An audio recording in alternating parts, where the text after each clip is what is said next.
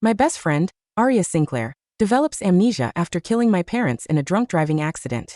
Somehow, everyone forgives her. My own brother signs a letter of forgiveness on her behalf. The son I nearly died bringing into this world affectionately calls her Ari. Even my lawyer husband of 8 years stands in front of her and defends her. Because I insist on taking her to court, they join forces and have me committed to a psychiatric facility for an entire year. On the day I'm released, Grant Burton comes to pick me up. He says, Aria has lost her memory. She's changed and turned over a new leaf. Do you really have to demand a life for a life? Can't we forget the past and move on together? Voices rise around me from every direction, all urging me to let go and forcing me to forgive. I look at the people who are supposedly the closest and dearest to me. Then I calmly utter one word. No. This time, I don't scream and rage about sending her to prison.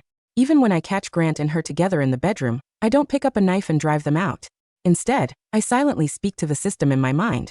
I give up on the mission. I don't want the wreckage of the past, and I have no interest whatsoever in a future without light. The moment I pushed open the bedroom door, I thought I'd lose control the way I always did, rush in and tear them apart. The two of them were tangled together on the bed. Aria Sinclair screamed and buried herself in Grant Burton's arms, while he grabbed the blanket and pulled it over her. So you caught us, he said, his voice dripping with contempt. You're not going to throw another fit, are you? Aria huddled beneath the covers, her voice small and pitiful. Carly, we never meant for this to happen. But I just stood there, perfectly calm, and called out to the system in my mind. I'm giving up the mission. Carly, if the mission is marked as a failure, your soul will be destroyed, the system warned. Good. At least I won't have to look at them anymore. I couldn't stomach another second of a future spent tangled up with these two. Countdown initiated. Affection score will be settled in 24 hours. Grant pulled on a shirt like nothing had happened. Since you're here, I might as well tell you now. Tomorrow's the anniversary of your parents' death. You can take the chance to clear things up for Aria. Clear what up? I asked. Aria's voice turned sweet and syrupy. That I had nothing to do with your parents' deaths, of course. It was all just a terrible accident. I shook my head without hesitation. Not a chance. Aria's eyes welled up instantly, the picture of wounded innocence. Carly, I've already been punished. I have amnesia. I don't remember anything from before. Isn't that enough? Her voice cracked. Do you really need me to pay with my life? I stared her down. Yes. I wish you'd drop dead right now. The words had barely left my mouth when Aria suddenly produced a knife from somewhere and pressed the tip against her chest. Since you hate me that much, I'll give my life back to you. My expression didn't change. Go ahead. Do it. The blade hadn't even broken through the fabric of her shirt before Grant snatched it away. In the same motion, he backhanded me across the face. He pulled Aria into his arms, and when he turned to look at me, his eyes were full of nothing but disgust. The truth was everything had gone smoothly at the start. From dating to marriage to having a child together, my affection score peaked at 98%. At the height of it, I'd even thought about staying in this world after the mission was complete. Then Aria started showing up in our lives more and more often, and my score dropped and kept dropping until it finally cratered below 10%. Carly Burke, she's been your best friend for over 10 years. Can't you just pretend none of this happened and move on? Why should I forgive her just because she had amnesia? Why wasn't I allowed to hate her? I let out a bitter laugh. No. The word had barely left my mouth when something hard slammed into the back of my head. I turned to find my son, Miles Burton, standing in the doorway. On the floor lay a toy robot. The limited edition model I'd gone through hell to have shipped from overseas for his birthday. The day he'd unwrapped it, he'd thrown his arms around me and said, "Mom, you're my favorite person in the whole world." Now his little face was flushed red, and his eyes held nothing but hatred for me. "You're a horrible woman," Miles shouted. Ari already lost her memory. She nearly had a breakdown because of you. What more do you want? A wave of loneliness swept over me. I really was a complete failure. Aria pulled Miles into her arms right on cue, eyes glistening. "It's okay, sweetie. Don't blame your mom. It's all my fault." The three of them huddled together like a real family, and I was the villain. "Grant, I am never clearing her name," I hissed. "Get that through your head." Suddenly, my brother Connor Burke's voice came from behind me. "If she won't do it, we'll send her back to the psych ward. Let's see how long she holds out." The moment I heard him, my body started trembling uncontrollably. When the news of my parents' deaths first broke, none of them had acted this way. But after Aria lost her memory, everything changed. On the day of the trial, my own brother stood before the court as a member of the victim's family and submitted a clemency letter on her behalf. My husband took the stand as her defense attorney. The two people closest to me in the world had me declared mentally unfit right there in the courtroom. When it was over, they sent me to a psychiatric facility. They said it was for treatment. The day they took me there, I was still trying to defend myself. "I'm not sick. There's nothing wrong with me. The first time I refused treatment, they strapped me to a bed and injected me with sedatives. I heard one of the nurses say, her family told us that if she doesn't cooperate, we keep treating her. The third time, they locked me in an isolation room with no sound and no water. I survived by counting my own heartbeats. The seventh time, the current tore through my body while my screams echoed down the hallway. It didn't stop until I said I understood.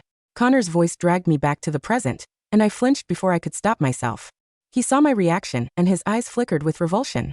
I don't even know why you're being so stubborn. Mom and Dad liked Aria too. If they were watching, they wouldn't blame her. Would it kill you to just say a few words on her behalf? I held his gaze. Yes, it would. Connor froze. If Mom and Dad were watching, I said, every word deliberate, the only thing they'd regret is raising such an ungrateful son. The slap landed before I even finished speaking. At least now both cheeks matched. You really have lost your mind. Connor bellowed. I'm their son. They would never resent me. But something flickered behind his eyes, a flash of guilt he couldn't quite hide. Grant scoffed. Connor, drop it. Don't waste your breath. Tomorrow she's reading that statement whether she likes it or not. Then he walked forward. Let's eat. He grabbed my arm and pulled me toward the dining room. At the table, Aria eagerly slid a plate of shrimp scampi in front of me. Carly, I made this myself. I used to bring you this all the time, remember? Come on, don't be mad. I stared at the plate without a word. Grant immediately lost his temper. What now? What more could you possibly want? Do you just live to make my life difficult? I looked up at him. There was a time when every restaurant we went to, he'd flag down the server before I even sat down and say, my wife has a seafood allergy. But now all he had to say was, eat it or don't. Grant, I'm allergic to seafood. You forgot. I said it quietly. Grant went still. The smile on Aria's face froze for just a second before she hurried to pull the plate away. I'm sorry, Carly. I forgot. Of course she forgot. Forgetting was such a convenient excuse. As long as someone claimed they forgot, nothing ever happened. Connor slammed his plate on the table. Then don't eat. He added. Aria's been sleeping in the master bedroom for the past year. We're not about to kick her out just because you're back. You don't want to eat, fine. Go sleep in the storage room. I walked into the storage room. It was packed with junk, leaving only a small patch of bare floor. I looked around and let out a quiet, bitter laugh. Cold air seeped through the cracks in the walls, carrying the smell of mildew. Hurried footsteps approached, and when I looked up, Miles was standing in the doorway with his fists clenched. He'd followed me in. I looked at my son, the child I'd nearly died bringing into the world, and the hard shell I'd been building around myself crumbled in an instant. He reminded me of when he was little, the way he used to come running to me whenever something upset him. I reached out without thinking, the way I always used to, just to touch his hand and ask what was wrong. My fingers hovered just above his sleeve, not quite touching. Miles recoiled like I'd burned him. Can you not be so disgusting? His voice was sharp and breathless. Aria's the sweetest. She's kind and gentle. Why can't you just leave her alone? She spent the whole year with people whispering behind her back. Can't you see that? Are you not going to stop until you've driven her to her grave? My chest tightened as though a vice had clamped around my heart. The dull, suffocating ache spread through me until my nose stung and my eyes burned. I opened my mouth, my voice cracking. But I lost my mom and dad too. Those rumors hurt me just as much. That was what set him off. The disgust in his eyes turned to outright rage, and he shoved me hard from behind. I lost my balance and slammed into the wall. My temple split open on impact and blood ran down the side of my face. Miles clearly hadn't expected that. His eyes went wide. But he steeled himself just as quickly, stiffening up and forcing himself to look calm. That's what you get for going against me, he said. You fell by yourself. I didn't do anything. Then he turned and ran. Bracing myself against the wall, I pushed myself to my feet. I touched my forehead and looked down at the blood on my fingers with a hollow laugh. Before long, Grant showed up. He tossed a food tray at my feet, sending lukewarm leftovers spilling across the floor. Don't say I didn't feed you, he said. Eat here. Once tomorrow's over, and you've done what you need to do, we're sending you back. I looked at the tray. I'm not hungry. This was exactly the kind of slop they'd fed me at the psychiatric facility. Just looking at it made my stomach turn. Grant took it as a personal insult and kicked the tray over. Eat it or don't. Starve for all I care. He shot me one last glare and left. I leaned back against the wall and closed my eyes. Then I heard the system's voice. Carly, you have 12 hours remaining. I ran my thumb along the edge of the dinner knife I'd slipped into my sleeve. Laughter drifted in from outside the door, and I smiled too. System, do you think they'll regret it? I asked. After tomorrow? Carly, do you still care? I didn't answer. The next morning, someone ripped the blanket off me. You're awake, so get up and write the statement. My head was pounding, a sharp throbbing at my temples. Grant hauled me to my feet and dragged me to the living room. One of them set a piece of paper in front of me. The other pressed a pen into my hand. Right. I slammed the pen down on the table. I already told you. I am never clearing her name. Grant's expression darkened immediately, his brow furrowing. What is your problem? Your parents have been gone for a year. The rest of us have moved on. Are you going to stay stuck in the same place forever? Aria survived a car accident that left her with amnesia. She spent the entire year dealing with gossip and rumors, and nearly fell apart. Hasn't she suffered enough? I shouted back. No, it's not enough. I want her to pay with her life. Grant let out a cold laugh. Your parents' graves are right there. You know what'll happen if you push me. I stared at him in disbelief. Grant, what are you saying? You won't write it, I'll have your parents' graves dug up, he said, like it was the most casual thing in the world. I turned to Connor. Connor, those are your parents too. You let the person who killed them walk free. And now someone's threatening to desecrate their graves, and you're just going to stand there and watch. I was practically screaming, my voice raw and shredded. Connor wouldn't meet my eyes. He stared at the table. Mom and Dad wouldn't blame me. They'd blame you for being the reason they can't even rest in peace. There was a time when he would have thrown himself at anyone who hurt me, fists swinging, telling me not to be scared because he was there. Now he was willing to use our parents' graves as leverage to protect the woman who killed them. Aria spoke up, her voice trembling as tears filled her eyes. Carly, don't blame them. This is all my fault. They wanted a statement? Fine. I lowered my head, picked up the pen, and wrote something out quickly before folding the paper. Let's go. I'll read it like a good girl. In the car on the way to the cemetery, the system spoke up. Carly, you still have 10% affection remaining. If you can bring the score back up in the final 3 hours, there's still a chance. I closed my eyes and pressed my hand against the hard object hidden inside my jacket. I didn't respond. When I arrived at my parents' graves, my eyes began to sting. A full year had passed, and I was finally standing in front of them again. Grant shoved me from behind. Go on. Read your statement out loud for everyone. He'd invited a crowd to back Aria up. I stood in front of all the mourners and took a deep breath. I, Carly Burke, swear before God. Grant exhaled, visibly relieved, thinking I'd given in. That the person responsible for my parents' deaths is Aria Sinclair. If a single word of this is a lie, may I never know peace. The whole place went silent. The smile hadn't even fully disappeared from Aria's face before her eyes flooded with tears. She clapped a hand over her mouth and started sobbing. Carly, how could you do this? I have amnesia. I don't remember anything about the accident.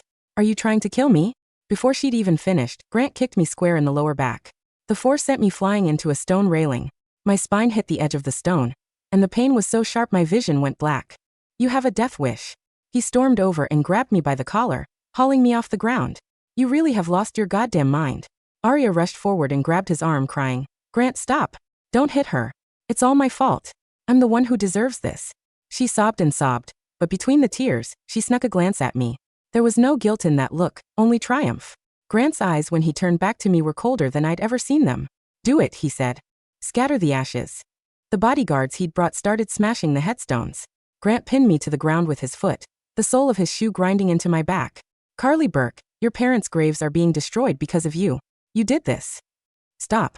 I clawed at the dirt, dragging myself forward. Connor, have you completely lost it?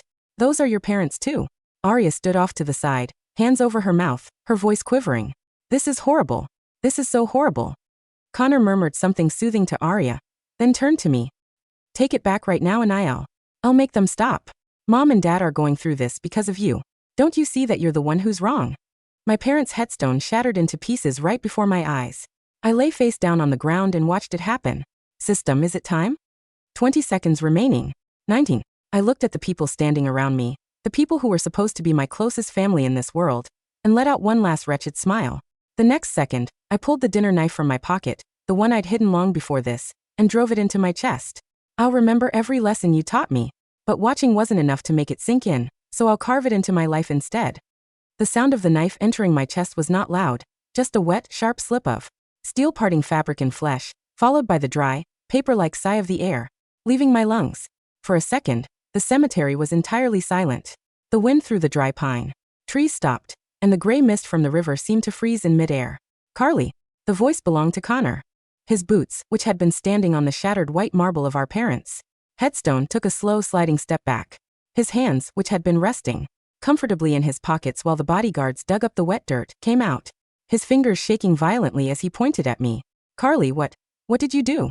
I didn't answer him. I couldn't. My body felt light, almost weightless, as I fell back against the cold stone railing. The blood that had been hot inside my chest was now running down the front of my jacket, thick and dark, turning the small blue flowers on Aria's floral cardigan into a deep, heavy black. Grant, do something. Aria shrieked, her voice losing all its sweet, fragile polish. She ran toward the gurney, her hands clawing at his sleeve. She's faking it. She used a prop knife. She's trying to frame us. He wants the police to arrest me. But Grant didn't move. The proud, stoic lawyer who had spent an entire year using the state's mental health statutes to keep me locked in a concrete room was standing on the gravel path, his eyes wide, wild with a sudden absolute terror. He looked at the knife in my chest, at the simple wooden handle, the same handle of the knife he had used to cut our son's birthday cake yesterday, and slowly sank onto his knees. Carly, he whispered, his voice a dry, rattling hiss. The medication. The doctors said you were stable. They said the treatments. The countdown is complete. A voice echoed in my head. It was the system's voice, but it was no longer robotic. It sounded quiet, heavy with the sterile, empty piece of an office closing for the night. Affection score, 0%. Mission failure confirmed. Soul deletion in progress. Okay. I typed in my mind, my eyes slowly drifting shut. Let's go. Carly. A small, high-pitched scream broke through the quiet of the yard. It was Miles. He had run over from the path, his small boots splashing through the wet mud. He took one look at my face, the face of the mother he had called a horrible woman only an hour ago, and his chest began to heave with a raw, wild panic. Mom, wake up, he cried, his hands reaching out to grab my hand, but his fingers slipped in the warm, sticky red that was pooling around my wrist. I'm sorry. I didn't mean to push you, Ari said. Ari said you were sick. She said you wanted to take my toys away. Mom, I didn't open my eyes. I didn't reach out to touch his head. The 30-year contract I had signed with this world was officially over. And, as the final bar of light on my screen went dark, the wail of the wind through the pines faded into an absolute, beautiful silence. The body did not disappear immediately. Under the rules of the system, when an outer-worlder soul is deleted, the physical shell remains behind as a monument of the failure, a piece of dry clay that the living must carry. By noon, the municipal cemetery was crowded with police cruisers, their red and blue lights flashing slowly against the damp gray brick of the chapel. The bodyguards Grant had hired to desecrate my parents' graves were sitting in the back of a police van, their hands cuffed, their heads bowed. In the private consultation room of the district station, the atmosphere was suffocating. Grant sat at the mahogany table, his tie gone, his white shirt sleeves rolled up to his elbows. He looked 80 years old. His hair was messy, his eyes bloodshot, staring at the small, clear plastic bag on the table in front of him. Inside the bag was my burner phone. Mr. Burton, the lead detective, a gray-haired man named Miller, said, his voice flat but carrying the unyielding force of a hammer blow.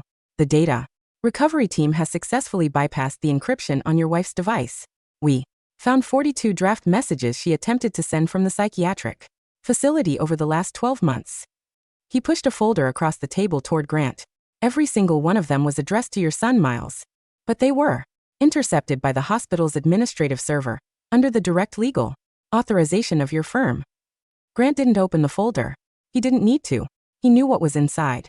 He remembered the letters I had written to him during our first year of marriage when he was still a low-income clerk at the public defender's office.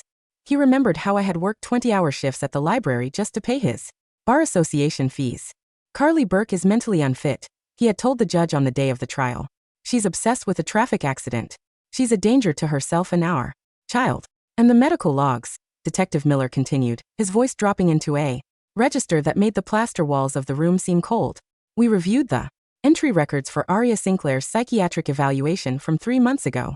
The forensic specialist we brought in from the Capitol confirmed that her amnesia was faked. She had been taking a low-dosage memory suppressant to skew the cognitive tests. No, Grant whispered, his hand shaking as he reached for the folder. No. She had a brain scan. The doctor said the temporal lobe. The doctor was her cousin, Mr. Burton, Detective Miller said, his eyes cold as winter. We've already issued the warrant for his arrest for medical conspiracy and insurance fraud. The $50,000 settlement you secured for her last week was drawn from your own firm's trust account. Your partners are already preparing the disbarment filing. Grant stared at the plastic bag on the table. The red light on the screen of my phone was still flashing, a silent, rhythmic blink that seemed to count down the seconds of his remaining sanity. The Burke family mansion was located in the hills of the city, a sprawling modern estate that had once been the pride of my father's career. But tonight, the house was dark. Connor Burke sat on the floor of the grand study, surrounded by empty cardboard boxes. He was packing up his parents' first edition books, the last assets that hadn't been frozen by the bankruptcy court. The door to the study opened. Aria stood on the threshold. She was wearing a simple dark green sweater, her hair loose and damp from the rain, looking pale but carrying a calm, calculating focus in her eyes. "Connor," she said, her voice soft, carrying that same sweet, fragile purr she had used to get him to sign the clemency letter. "The taxi is waiting. My mom's place in the southern province has a spare room. We can leave tonight. We don't need to stay for the hearing." Connor didn't look up from his box. "The will," he said, his voice a dry, rattling whisper. "I found it in the safe deposit box yesterday, Aria. The one Mom and Dad signed before the accident." Aria's hand on the door frame tensed. The will. "They left the entire estate to Carly," Connor said, his face turning an ugly, gray paper color under the dim desk lamp. "Everything. The house, the land, the commercial holdings. And there was a clause, Aria. A specific clause." He stood up slowly, his fingers trembling as he pulled a yellowed sheet of paper from his pocket. "If Carly died without an heir, or if her death was caused by a criminal act, the entire inheritance was to be transferred to the municipal orphanage. We have 30 days to clear this house, Aria. I don't have $50,000 to pay your mother's rent. I don't even have the money to pay for my own apartment."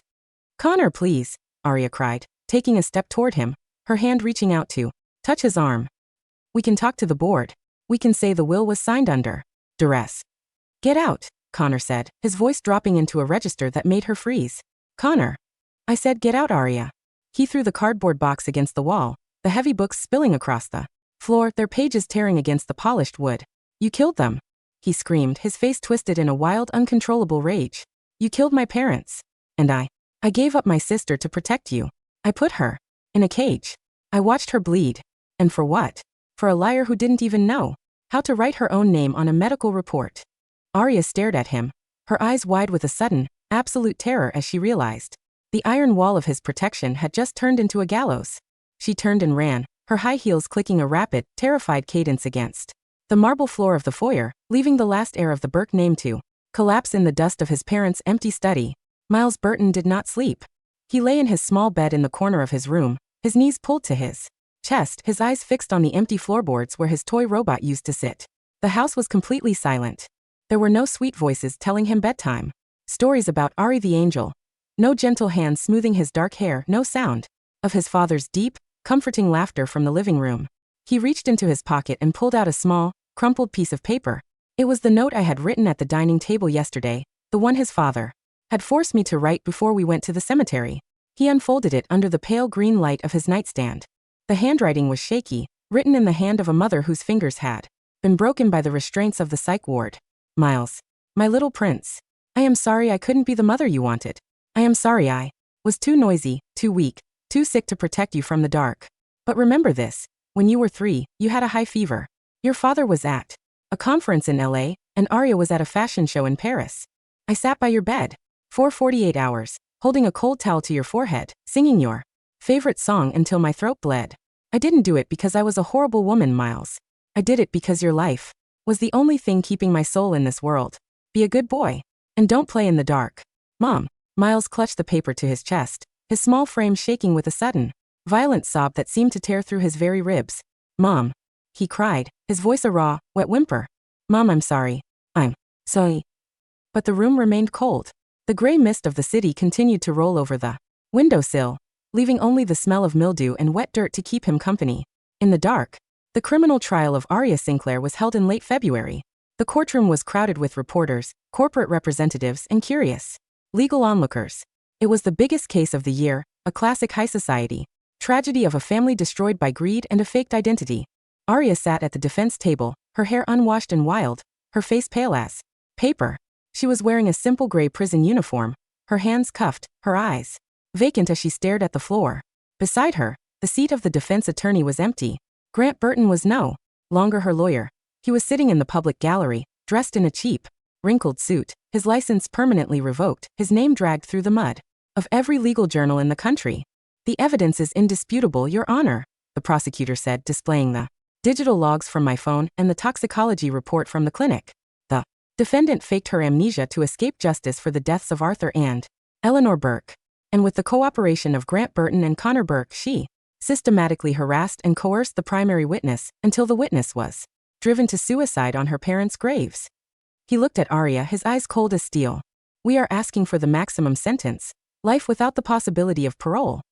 The judge didn't hesitate. He raised his wooden gavel and slammed it down with a sharp final clack. Motion approved. The defendant is sentenced to life imprisonment. As the bailiffs led her out through the side door, her hands clutched against her chest, she didn't look at Connor. She didn't look at Grant. She looked at the empty seat at the plaintiff's table, the seat where I should have been sitting, dressed in my best suit, watching her finally pay the price of her choices. But there was no one there. Only the cold draft of the air conditioner, blowing a few dry leaves across the polished wood of the table. At the other end of the universe, the system's interface was a vast, silent terminal of blue and silver light. Mission finalized. The voice of the system was calm, clear, and entirely empty of any personal judgment. The host's soul has been cleared of the target world's baseline, preparing for transition to the next registry. I sat in my white chair, my hands resting in my lap, my body completely light, completely healthy, free of the broken ribs and the cracked temple of my past life. Do you want to see the aftermath, Carly? The system asked, a small blue window opening in front of my face. On the screen, Grant was sitting on the floor of his empty apartment, his fingers tracing the dirty wool of the blanket I had left behind, his face splotchy and wet with a dry, hollow sobbing that would never reach my ears. Connor was standing in the rain outside his parents' ruined graves, his hands bleeding as he tried to put the shattered pieces of the marble headstone back together with his bare fingers. And Miles was sitting in his school library, holding my final letter against his chest, refusing to let anyone touch him. I looked at the screen for a long, silent second. I didn't feel anger. I didn't feel the sharp, twisting pain of betrayal that had kept me awake during those cold nights in the isolation room. To me, they were already ghosts. They were just characters in a book I had read years ago, their names completely irrelevant to the clean, infinite space of my future. No, I said, my voice quiet as the starlight. Close the window. Understood, the system said, the blue screen dissolving into a solid wall of white light. Transitioning now. Have a nice flight, Carly. I closed my eyes, let the white light carry me away from the wreckage of the past, and stepped into the warm, endless dawn of my new life.